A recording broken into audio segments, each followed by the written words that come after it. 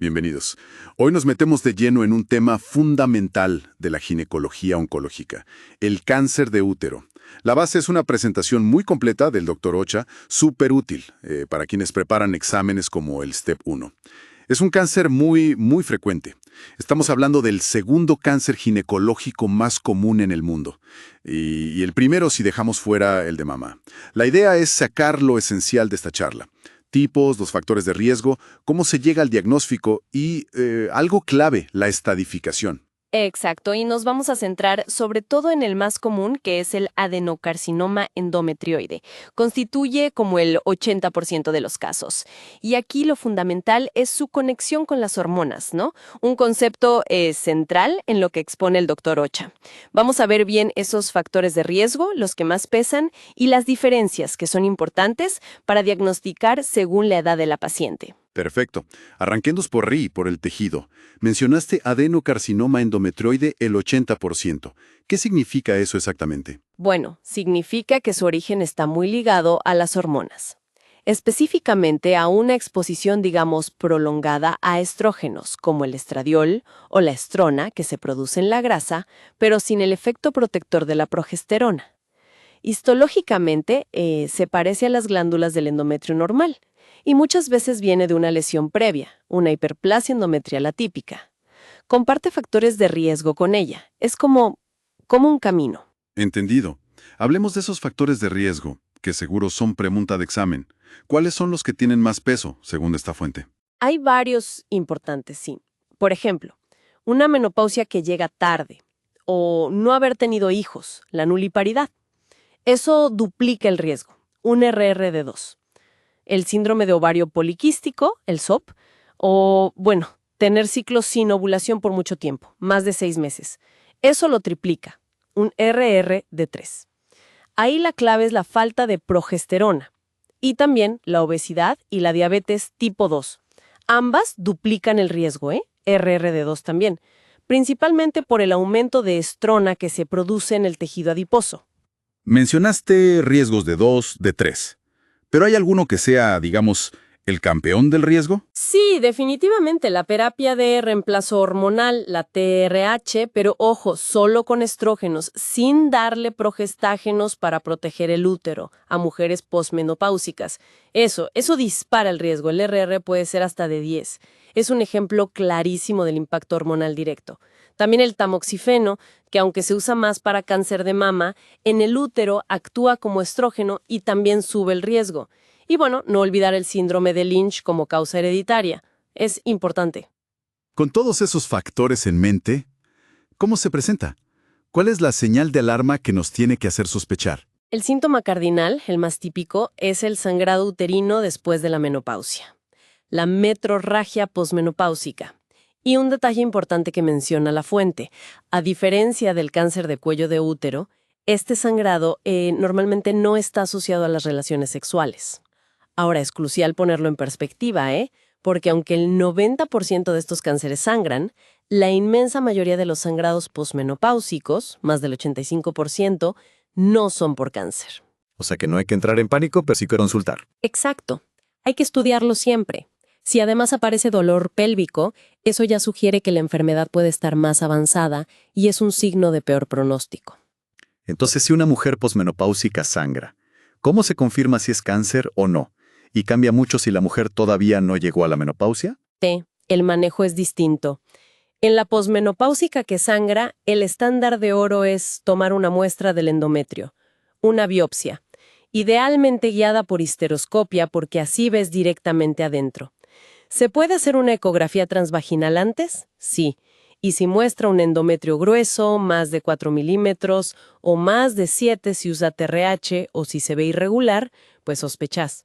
Pero la ecografía sola no descarta el cáncer. Así que la regla es, mujer posmenopáusica que sangra necesita biopsia. Clarísimo. ¿Y en las premenopáusicas? En premenopáusicas con sangrado anormal, generalmente se empieza con la ecografía transvaginal.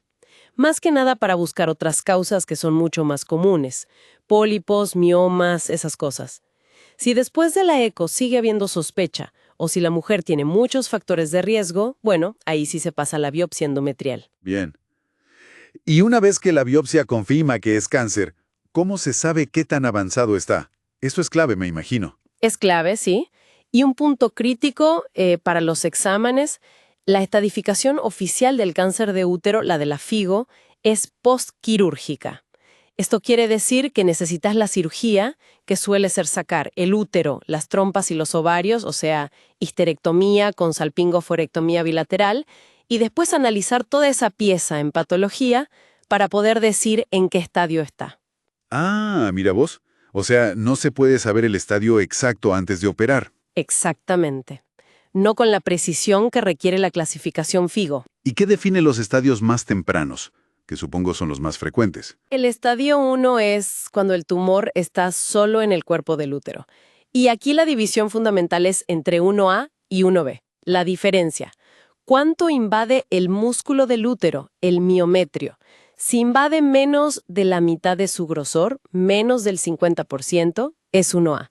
Si invade la mitad o más, 50% o más, ya es 1B. Y esa diferencia entre 1A y 1B es muy importante, Es fundamental. porque cambia totalmente el manejo y el pronóstico. Un estadio 1A muchas veces se cura solo con esa cirugía inicial que te comentaba. Pero a partir del 1B, con esa invasión más profunda, ya se considera de peor pronóstico.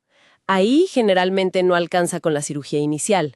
Hay que evaluar los ganglios linfáticos, hacer una linfadenectomía y casi siempre considerar tratamientos adicionales, como quimioterapia o radioterapia. Entiendo. Ya el estadio 2 significa que invadió el cuello del útero, el cérvix.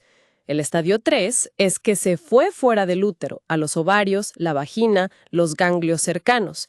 Y el 4 es que afectó órganos vecinos como la vejiga o el recto, o hizo metástasis a distancia. Además de esa invasión del miometrio, ¿se mira algo más en la pieza quirúrgica para saber el pronóstico? Sí, claro. Después de la cirugía se analizan otros factores pronósticos importantes. Está el grado histológico, que básicamente mide qué tan desordenadas o agresivas se ven las células al microscopio. También si tiene receptores de hormonas. Si los tiene positivos, suele ser de mejor pronóstico y puede responder a terapia hormonal.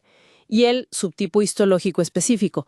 Hay algunos, como el seroso o el de células claras, que son intrínsecamente más agresivos que el endometrioide común.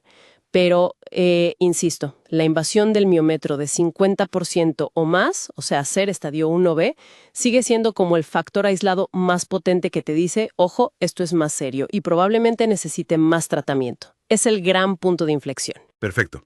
Entonces, para tener claros los puntos clave de esta presentación del Dr. Osasha, resumiendo rápido, el adenocarcinoma endometrioide es el más frecuente, por lejos, 80%, muy ligado a los estrógenos, factores de riesgo gordos, TRH sin oposición de progesterona, nuliparidad, SOP, obesidad y diabetes.